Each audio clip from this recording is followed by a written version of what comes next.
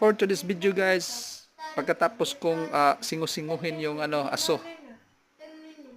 punta na kami dito sa kalye. Maraming nagtitinda dito ng mga turotot para bukas sa 2024-2025, bagong taon.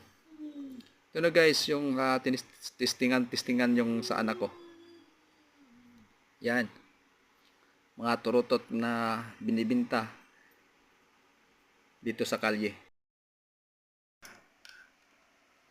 Nagpapatuloy kaming naglalakad guys dito sa area dito sa Mandawi. Mandawi City guys.